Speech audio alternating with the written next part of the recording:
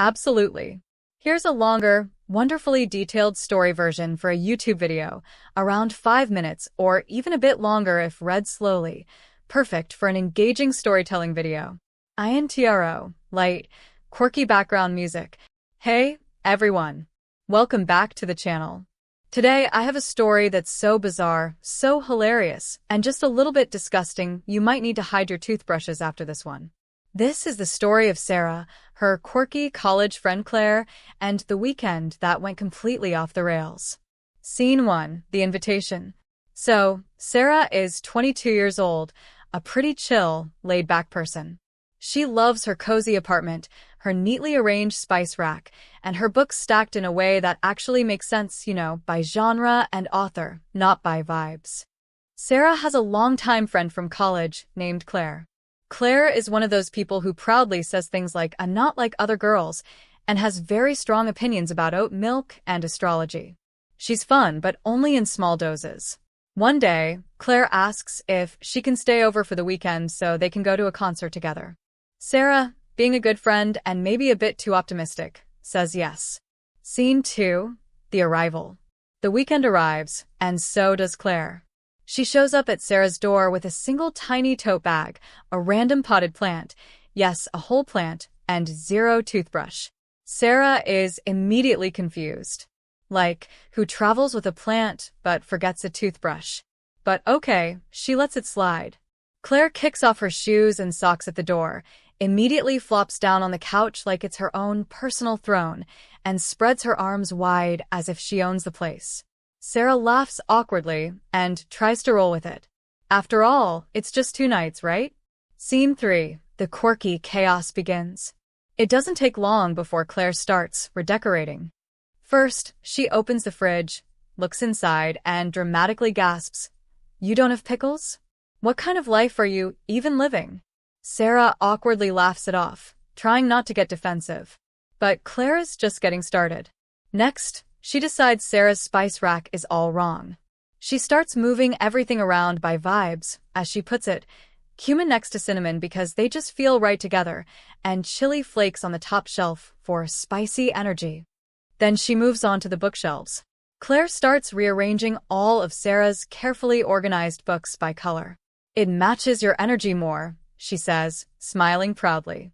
Sarah watches in horror as years of carefully organized novels turn into a chaotic rainbow mess.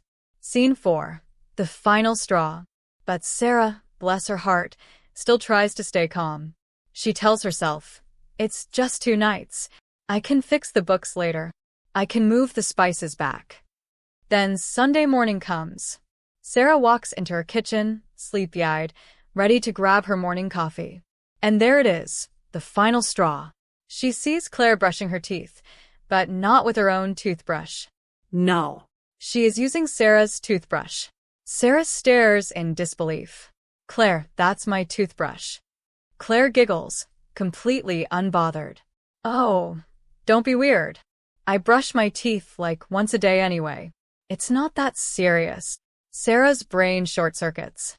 Months of patience, tolerance, and trying to be the cool, easygoing friend all collapse in that moment. She finally snaps. "Claire, you are not quirky. You are just a bad guest who doesn't respect boundaries. You don't get to reorganize my life, criticize my fridge, and then use my toothbrush like it's no big deal. That's gross and disrespectful." Claire stands there, stunned, toothbrush still in her mouth. Scene 5, The Exit. Claire quickly packs up her tiny tote bag, grabs her random potted plant, and storms out.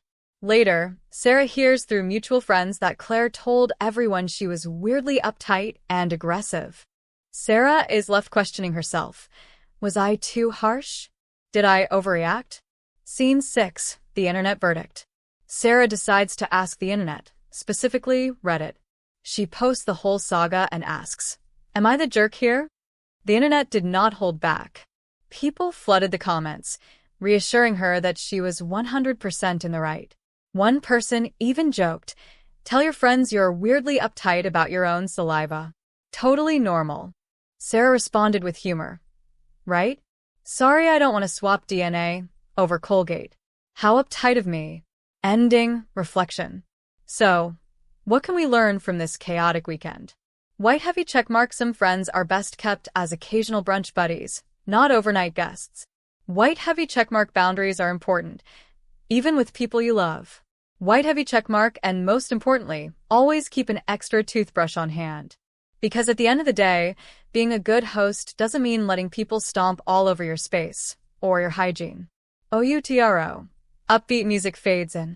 If you enjoyed this story, please hit that like button, subscribe for more hilarious and horrifying real-life tales, and tell me in the comments, what would you have done if your friend used your toothbrush? Thanks for watching, and remember, guard your toothbrush like your life depends on it. Face with tears of joy. If you'd also like, I can help you craft a title, description, and thumbnail text for this video. Just say the word. Ask ChatGPT.